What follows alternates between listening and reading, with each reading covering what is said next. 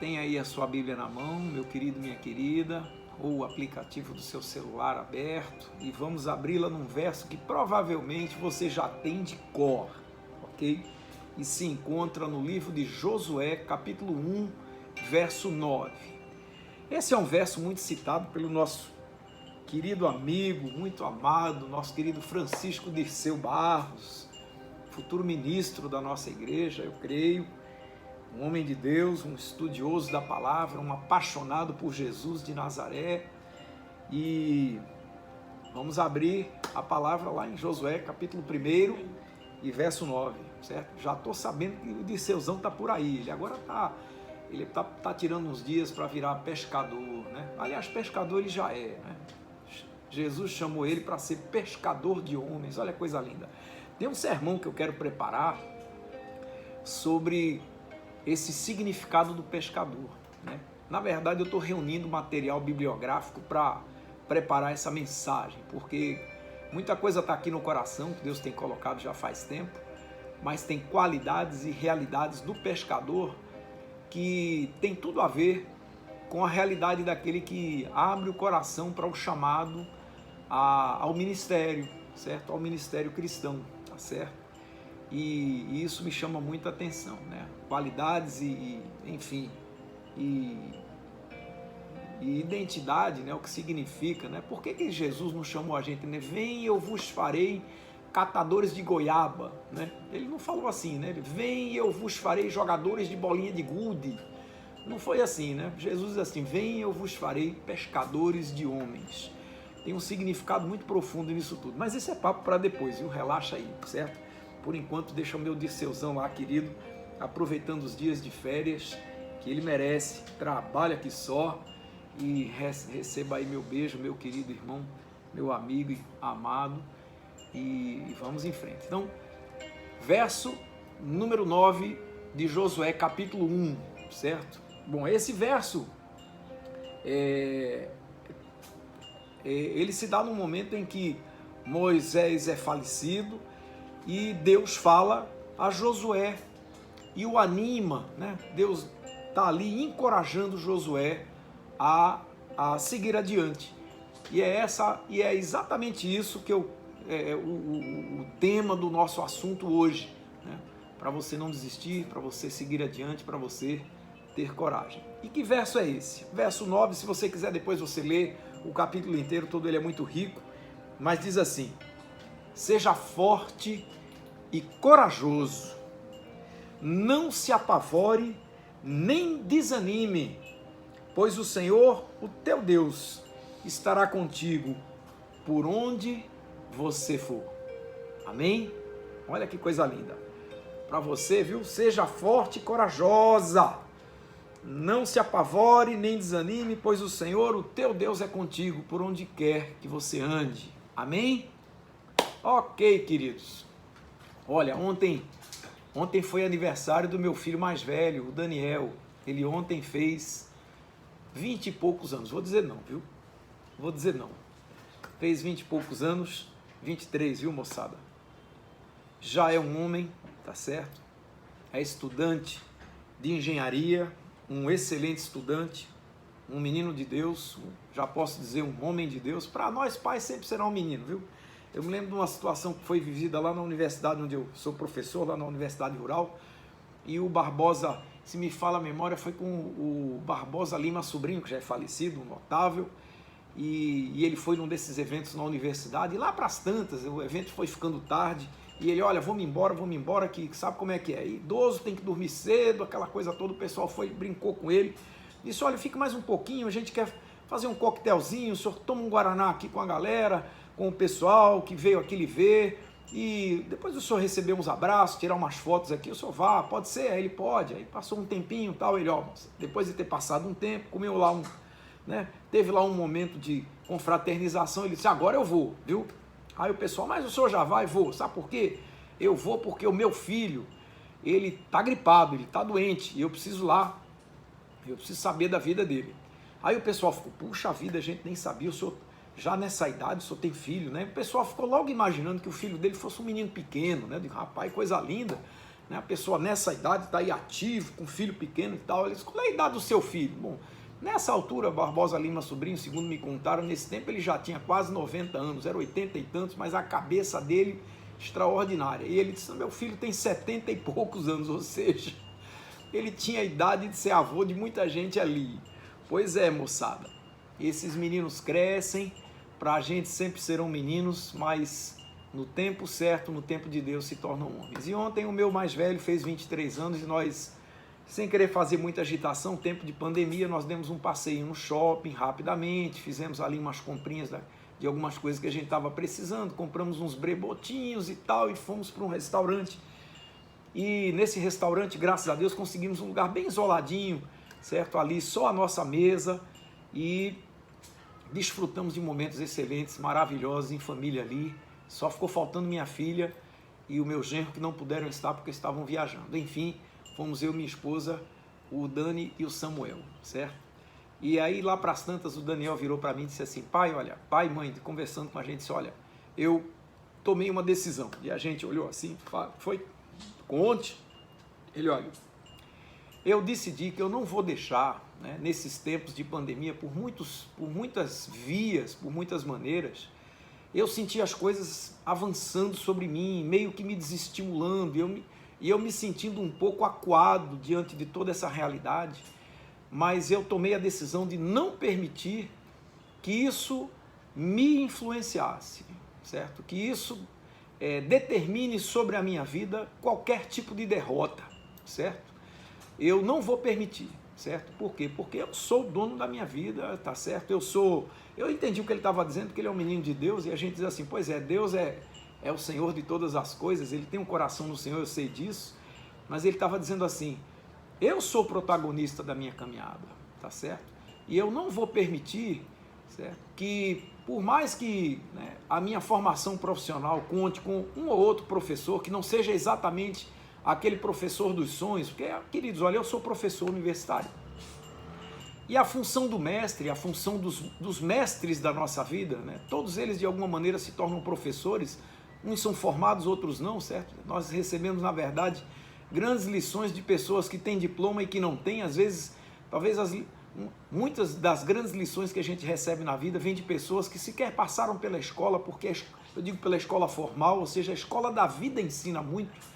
E ele disse assim, eu não vou deixar que muitos dos meus mestres detenham sobre eles o poder de determinar o que a minha vida será no futuro. Aí, irmãos, olha, o meu coração se encheu de alegria nesse momento, porque meu filho estava dizendo ali que ele, veja, uma decisão própria dele mesmo, de que ele estava tomando nas mãos dele a coragem para seguir adiante. E aí, o que se sucedeu depois disso foi um papo gostoso, a gente conversar e comer um bocado, né? Era um rodízio tal de sushi, coisa que essa meninada gosta muito, eu também. E a gente só lamentou não poder reunir a família toda naquela coisa ali, mas enfim, estávamos nós ali num momento ímpar. E eu compartilhei com ele muitas coisas que eu mesmo vivi na minha vida de escola, né?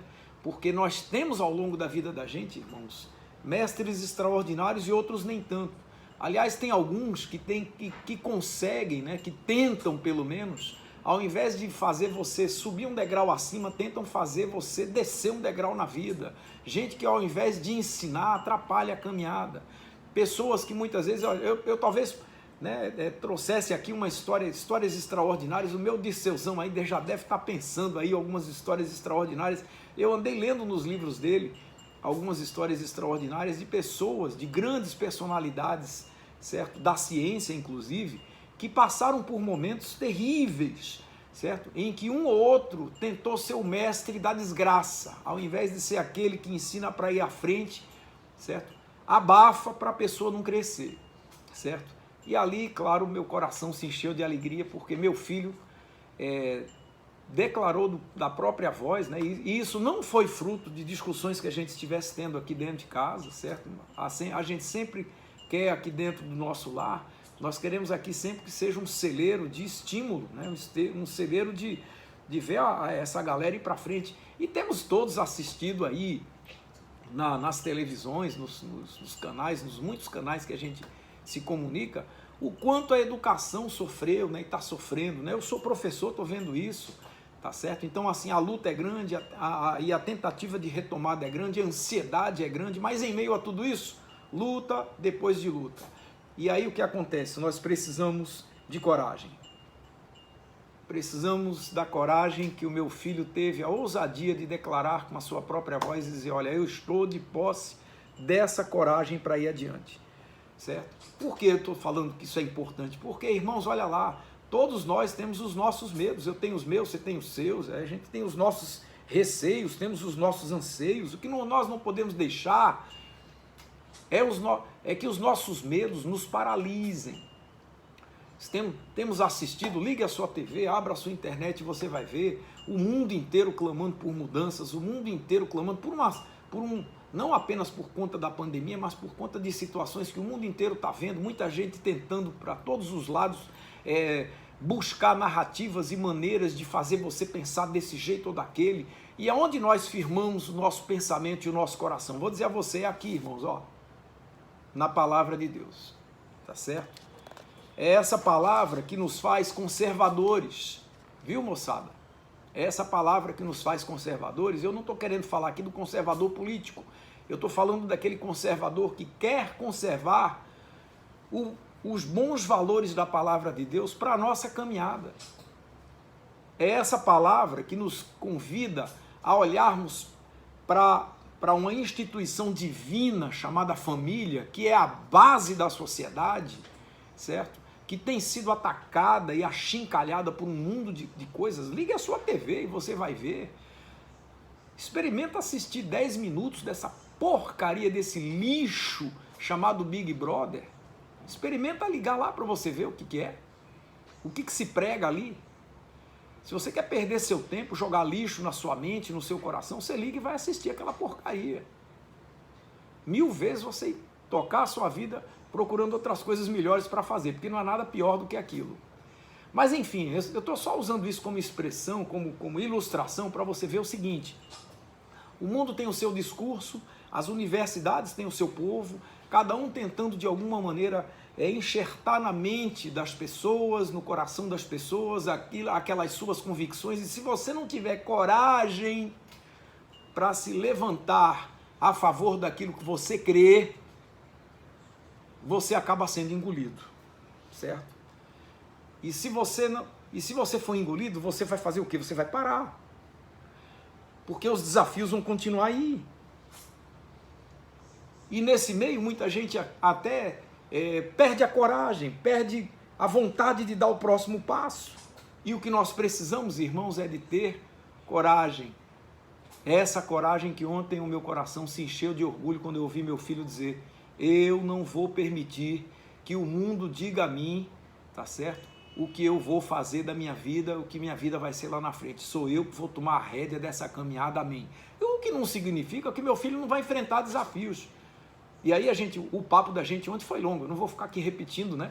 Mas enfim, o papo foi longo, porque a minha vida também foi assim também. Cheia de desafios, como a dele também vai ser. Não vai ser mar de rosas, não.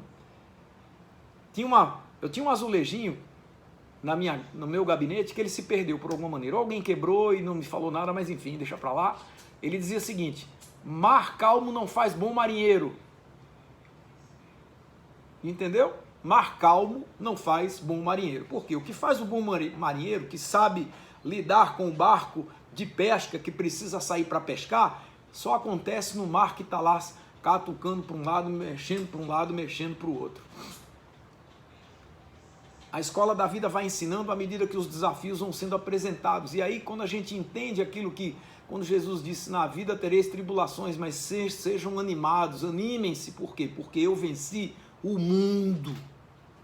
Então, irmãos, nós precisamos ter essa coragem. Nós precisamos passar pela vida nos envolvendo com uma série de coisas, com um mundo de coisas que no final, no cômputo geral, tem que dar um saldo positivo, porque se a gente se acovardar diante disso, não vai dar em nada. Talvez para muitos seja mais cômodo dizer assim: olha, eu vou me aquietar e deixar a coisa rolar. E se você for naquele negócio de deixa a vida me levar, olha, eu gosto desse negócio de deixa a vida me levar quando eu estou descansando. Aí deixa o descanso vir, deixa eu relaxar, a hora do meu relax, amém, certo? Mas na hora da luta, lutar. Porque se você esperar, na hora da luta, se você ficar lá, deixa a vida me levar, vai levar paulada e, se brincar, nem vivo sai da batalha. E nós estamos entrando nas batalhas da vida para sairmos bem vivinhos dali. E prontos para a próxima. Vai ter o tempo de descanso? Vai. Agora, uma coisa é bem verdade, irmãos. Não tem vitória sem luta. Não tem prêmio lá na frente se você não aceitar o desafio. E não haverá luta se você não tiver coragem para lutar. Então nós precisamos ir adiante.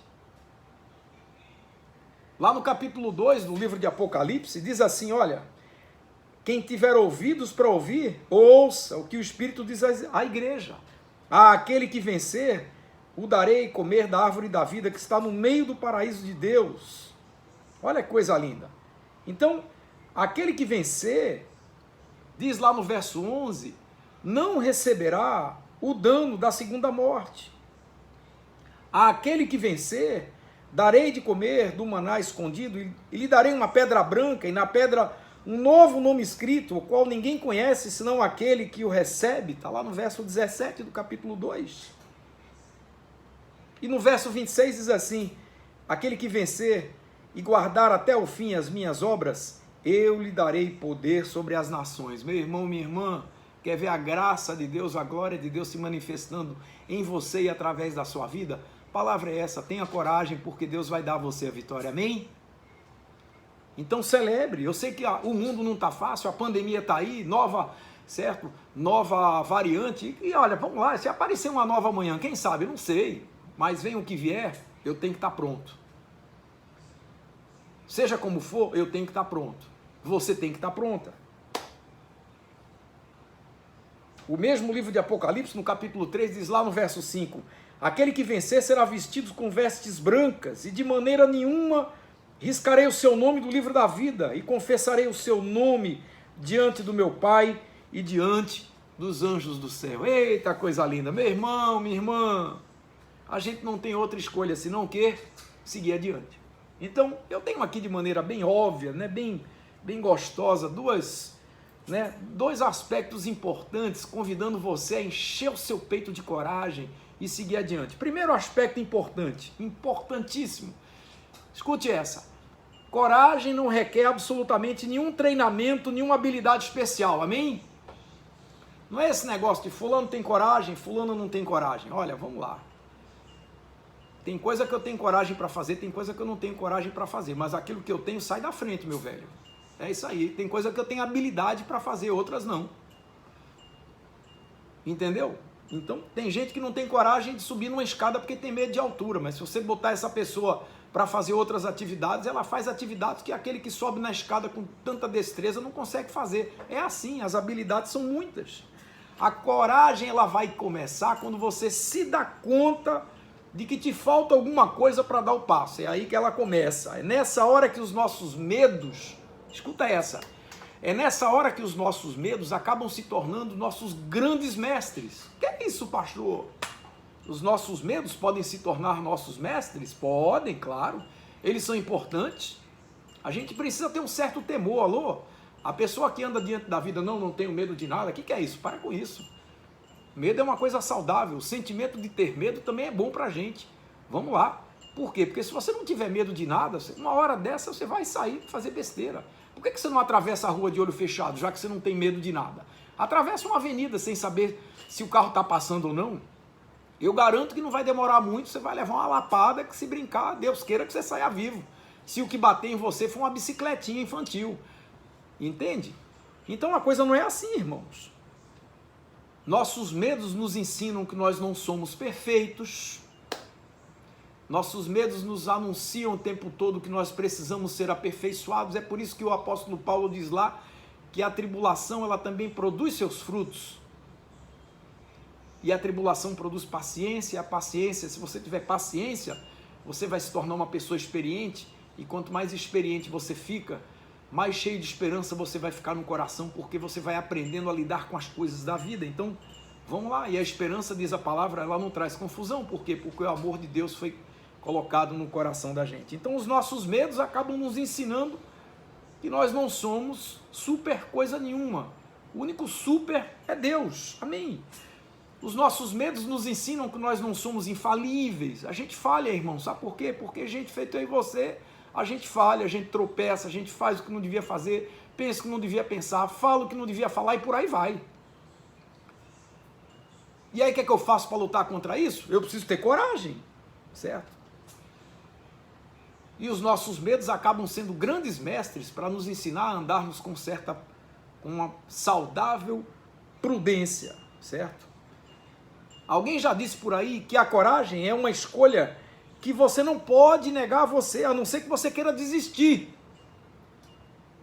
E a hora não é de desistir, certo? Por quê? Porque Deus não nos fez para desistirmos no meio do caminho. Então tenha coragem, querido, tenha coragem, querida. A pandemia está passando, tá? Vai acabar? Vai. Quando? Não sei. Eu não sei. Aliás, escuta essa, ninguém no mundo sabe. Todo mundo sabia lá atrás, os cientistas sabiam lá atrás que ia durar 6 meses, estão lembrados? Já vai 2 anos e agora? Cadê aqueles que falavam, certo? Por aí vai. As vacinas têm todas as respostas? Não, não tem. Todas elas, sem exceção, são experimentais, todas. Tem vacina trazendo bula aqui dizendo que não se responsabiliza sobre os efeitos colaterais, inclusive essas que estão sendo dadas a crianças por aí. Tem governo estadual por aí pedindo para a mamãe assinar um termo, dizendo que se essa vacina não der certo no seu filho, o único culpado pelo que aconteceu com ele é você, mamãe. Pois é, você acredita nesse negócio? Olha, queridos, eu sou um homem da ciência, eu acredito nas vacinas. Só não sei se eu teria coragem para vacinar o meu filho, sabendo que essa vacina sobre as crianças traz algum risco. Não estou aqui desestimulando, não. Eu estou dizendo aqui que eu espero que seu filho não contraia isso e, sobretudo, sendo vacinado, que não tenha nenhum problema colateral. Mas se as vacinas são experimentais, eu sei que todo remédio tem suas contraindicações, como os remédios que estão aí há décadas nas prateleiras das farmácias, tudo isso traz seus riscos. O que a gente precisa? A gente precisa de discernimento. Nós precisamos de sensibilidade. Para quê? Para tomarmos as decisões adequadas. Por quê? Porque Deus não nos deu espírito de covardia, mas de fortaleza, de amor e de moderação. Sabe onde está isso? 2 Timóteo, verso 17 do 1º capítulo. Aprende essa. Deus não deu a você espírito de covardia, mas de fortaleza, certo? De amor e de moderação. Nós precisamos ser pessoas moderadas, certo? Mas precisamos de coragem. Entendeu? Primeiro grande aspecto. Para você ser uma pessoa corajosa, você não precisa receber treinamento para ser corajoso. A vida está aí convidando você a mostrar a coragem que você tem em cada passo que você dá. Entendeu como é que é? Não precisa de escola. Vai fazer uma escola da coragem. Olha, meu velho, minha irmã, a escola da coragem é a vida. E se você está aqui, escuta essa. Tá tudo aí, certo? Todos os equipamentos novinhos, tudo azeitadinho, tudo funcionando perfeitinho, tudo para funcionar perfeitinho, então logo você queira usar. E você tem, olha que legal, você tem o último modelo, o modelo mais avançado, ninguém te dá o melhor, é a vida que você está levando. Se você está vivo aí, está viva, está ouvindo essa mensagem, escuta essa, você tem todas essas ferramentas, não vai precisar de treinamento especial, porque se você chegou até aqui, acredite, não é porque você é covarde. Entendeu? Vamos lá? Eu quero começar aqui concluindo que a conversa é boa, eu poderia passar aqui 2 horas conversando com você. Podia, certo? A anotação não faltou aqui, mas eu não quero consumir muito do seu tempo, talvez outro dia eu fale sobre isso lá na igreja e a gente desenvolva um pouco mais o assunto, mas eu quero começar aqui a dar essa enxugada santa, mas concluir essa mensagem dizendo o seguinte: se você não precisa de treinamento especial para se tornar uma pessoa corajosa, entendendo que os seus medos fazem parte de você e eles são importantes para a sua caminhada também, você precisa, agora sim, em segundo lugar, você precisa perder o medo dos fracassos. Legal? Não tenha medo dos insucessos. Não tenha medo das perdas. Olha, irmãos, a gente não ganha todas as batalhas da vida, não. Tem batalha que a gente leva a cada uma, viu? Eu não sei você, mas eu já perdi cada uma, que a gente sai todo empenadinho, todo quebrado, todo moído. E você está pensando que a batalha é fora? Não, é por dentro também da gente. Tem hora que a gente perde aqui, acolá, e puxa vida, rapaz. Eu não devia ter feito desse jeito, eu não devia ter falado daquele jeito, eu não devia ter agido daquela maneira, podia ter feito melhor, podia ter feito diferente. É isso aí, tem hora que a gente quebra a cara. Com a gente, com as outras pessoas, com a caminhada. Mas para enfrentar a vida, você não precisa de forma alguma de medo, de ter medo dos insucessos, porque eles vêm. Alô? Tem uma frase do Ned Barton, que eu anotei aqui, diz o seguinte: para ser realmente um vencedor, para ser realmente uma vencedora, primeiramente, você tem que ser um bom perdedor, uma boa perdedora. Ih, gostou? Pois é. Você precisa ser um bom perdedor, uma boa perdedora. As nossas derrotas, os nossos insucessos também são grandes mestres para a nossa caminhada. Também fazem parte da muralha chamada coragem que Deus quer derramar sobre a sua vida, como derramou sobre a vida de Josué. Josué era uma pessoa que nem eu e você, cheia de medo, cheia de defeitos, ai, ai, ai. Pois é. Você acha que Josué não tremeu na base? Tremeu na base, claro que tremeu na base. Moisés já não estava mais com ele e ele tinha sido suscitado por Deus para seguir adiante. Vê a situação. E aí, querido, querida, você é um bom perdedor, uma boa perdedora? Pois é. Eu estou lutando para ser um bom perdedor, uma boa perdedora. Ninguém gosta de perder. Parece engraçado, alguém diria assim, seria cômico se não fosse trágico. Por quê? Porque ninguém gosta de perder, querido, certo? O apóstolo Paulo enfrentou muitas perdas como cristão, certo? Ele começou perdendo o status que ele tinha.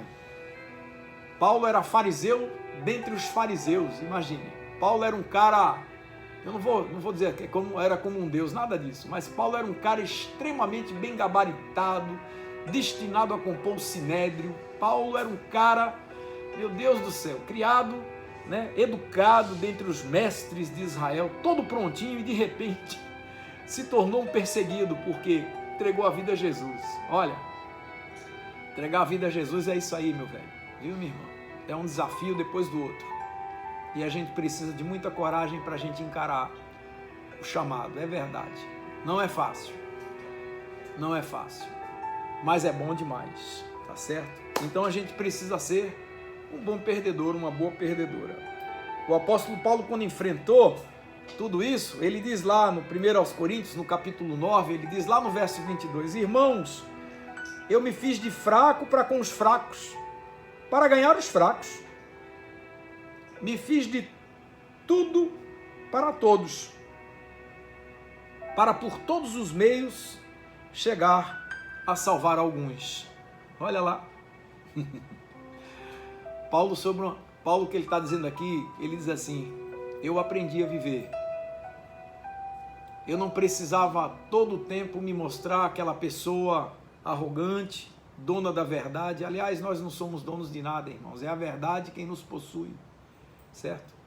É a verdade quem nos possui, certo? Na vida, uma coisa é bem certinha, é bem certa na vida. Escuta aqui, uma coisa é certa. Muita coisa na vida da gente vai dar errado, vai. Eu não estou aqui profetizando desgraça sobre a sua vida, não, longe de mim. Mas vamos lá, irmãos. Quem já viveu até aqui, está entendendo, está ouvindo bem o que eu estou falando? Olha, tem dia que não vai sair certo exatamente como você queria. Haverão dias imperfeitos na nossa caminhada, como houveram dias imperfeitos lá atrás. Eu espero que os dias à frente sejam perfeitos. Mas a vida me diz que tem dia que não é perfeito como a gente imaginou. Pois é. Vão haver dias em que o fruto do seu trabalho não vai sair exatamente como você pensou. Vão haver dias em que os seus filhos, certo? vão fazer coisas que você não aprova, certo? Seus filhos vão enveredar por caminhos que você não iria, mas eles escolheram. Eu vivo ensinando isso aos meus aqui, dizendo, olha, você precisa ver as suas escolhas. Por quê? Porque das suas escolhas provém o seu futuro. E as suas escolhas vão determinar o que você está plantando, porque uma coisa é certa, isso é bíblico. Tudo aquilo que você plantar, você certamente vai colher. Está lá em Gálatas 6:7. Então, se você está lá escolhendo o que planta, fique certo que você vai colher. Mas se você está plantando o que é bom, tem hora que você planta o que é bom e na hora da colheita aí não saiu exatamente, porque faltou um ingrediente, faltou regar um pouquinho mais, não saiu exatamente, mas e aí, meu irmão? Faz o quê? Você tem que fazer como Davi, você vai ter que lidar com o que você tem nas mãos, porque foi aquilo que Deus permitiu a você. Vai ter dia que o seu carro não vai pegar? Ah, mas meu carro é novo. Meu irmão, carro pifa, novo ou não, não importa. De repente parou de funcionar? Pois é. No dia que levaram o meu carro, num assalto, eu fui assaltado na porta de um buffet que fui levar uma palavra para uma turma de medicina veterinária. Professor, o senhor é pastor, leve lá uma palavra para a turma. Pois é. Quando eu estacionei meu carro, ia entrando, os caras botaram um revólver em mim e levaram o meu carro. Eu podia ter saído dali correndo para a delegacia. Aí eu olhei para cima e digo, Senhor, eu vim aqui dar uma palavra para uma turma. Cuida lá do meu carro e cuida daqueles 2 caras, eram 2, que agora estão dentro do carro que é teu. Eu não tenho nada nessa vida. Ele me foi confiado para dirigir, mas o carro não me pertence, é teu. Senhor, cuida deles e para que eles sejam alcançados pela tua misericórdia, vê? E entrei lá no buffet, fui lá, digo, olha, quando eu comecei a falar, eu disse assim, irmãos, olha, eu estou muito feliz que estou aqui, vivo, em paz, fui assaltado logo agora que cheguei, levaram o meu carro, mas meu carro está por aí, Deus está cuidando deles. Enquanto eu estava conversando com a galera, chega a notícia, porque minha esposa não tinha podido vir comigo, e eu liguei para ela logo depois do assalto, antes de entrar, e disse, olha, fique em casa e cuida desse negócio, anuncia aí que o nosso carro foi levado. E enquanto eu estava lá dentro da casa, do local, da recepção, chega a notícia que o meu carro, é um carro novo, de repente ele pifou no meio do caminho, ele apagou, e os ladrões não tiveram mais como ir com ele para lugar nenhum, simplesmente o carro apagou. Para ele pegar de novo, um amigo nosso da igreja teve que ir lá numa casa comprar uma bateria para o meu carro, então literalmente a bateria dele arriou de um jeito inexplicável, certo? Mas foi o que aconteceu. Então, querido, querida, vai ter dia que o seu carro não pega, não saiu do jeito que você queria. Vai ter dia que o seu computador vai travar, como o meu, que vez por outra trava nas horas mais inconvenientes, mas vai acontecer, certo? Vão haver dias em que as pessoas vão decepcionar você, e olha, não é brincadeira não, viu? Às vezes você está lá imbuída do melhor de todos os sentimentos, e a pessoa está ali tramando contra você. Mas escuta isso, deixa que tramem. Você está lá fazendo sua parte, dando o seu melhor. E sabe quem é por você? Aquele que sabe e conhece todas as coisas. Enquanto alguns estão tramando contra você, a mão de Deus está dizendo assim, não mexe com esse aqui, não mexe com essa aqui, porque esse é meu, essa é minha. Amém? Então, meu irmão, não se acovarde, não se abstenha de fazer o bem. Amém? Para que você no seu coração receba essa palavra de Deus, certo? E que apesar do que a gente vive, né, e a gente encontra gente de todo tipo, lutas de toda natureza, mas a vida é assim. No Evangelho de João, lá no capítulo 16, diz lá no verso 33, palavras do próprio Jesus, e aqui eu quero encerrar, dizendo a você o seguinte, Jesus disse assim, eu vos disse tudo isso para que em mim vocês tenham paz. No mundo tereis aflições, mas animem-se, porque eu venci o mundo. Existem riscos, irmãos, na vida, cada passo que a gente dá. E a gente precisa dar um passo depois do outro. A estrada para a vitória, a estrada para o sucesso, ela é cheia de curvas, cheia de buracos, lombadas, certo? Vez por outros deslizes acontecem, muitas imperfeições e por aí vai, e a gente precisa se cuidar. Então, sabe o que você faz? Não reclame não, não murmure não, siga adiante. Encha-se de coragem diante das imperfeições da vida. Passe muito menos tempo reclamando e mais tempo trabalhando, certo? Por quê? Porque o corajoso, e aqui eu encerro, uma pessoa corajosa, um homem corajoso, uma mulher corajosa, é aquele, é aquela que enfrenta todos os seus medos e resolve, escolhe seguir em frente e vencer, confiando em Deus. Amém? É isso. Lembre-se, primeiro, você não precisa de treinamento para ser corajoso, porque a vida já está lhe treinando o suficiente, certo? E segundo, perca o medo dos insucessos. Se eles acontecerem, descanse. Eles aconteceram porque quiseram lhe ensinar alguma coisa e lhe tornar uma pessoa mais preparada. Da próxima vez que você for enfrentar isso aí, você já está melhor preparado para enfrentar a luta, e da próxima, em nome do Senhor Jesus Cristo, você vai vencer. Se já não vencer de primeiro, amém. Amém? Ok? Entendeu? Encha-se de uma coragem que Deus quer, né, encharcar a sua vida, tá certo? Aquela coragem prudente, tá certo? Não deixando que os medos atrapalhem sua caminhada, paralisem você em qualquer trecho da caminhada. Amém? Vamos orar? Vamos orar. Senhor Deus, nós queremos te agradecer porque talvez ninguém no mundo tenha tido mais coragem do que Jesus de Nazaré, que resolveu ir para a cruz apesar de nós. E olha, a gente não merecia e não merece até agora. E esse amor tem sido derramado sobre a nossa vida todo o tempo. Então nós queremos aqui, Senhor, profetizar essa dose cavalar de coragem sobre a vida de cada um. E eu quero te agradecer pela vida do Daniel, meu filho, que me deu ontem uma grande lição de vida. E eu quero te agradecer pela vida dele, pela vida de cada jovem. Eu, como professor, também me sinto de um pouco pai de cada um que passa pela minha sala de aula. Então que a gente, como tu és pai também, né, que cada mestre, seja ele diplomado ou não, seja aquele mestre encorajador, aquele mestre cheio de virtude para levar essa geração atual e a que está chegando por aí com alegria, com a escolha, com a decisão de viver apesar dos desafios. Toma esse mundo nos teus braços, dá um jeito em tudo isso, Senhor. Sopra essa pandemia para lá, para que a gente possa retornar aos tempos sem máscara e vermos um sorriso de novo estampado no rosto. Nós te agradecemos por isso, no nome precioso e santo do Senhor Jesus de Nazaré. Amém e amém. Eita, coisa boa. Que Deus te abençoe.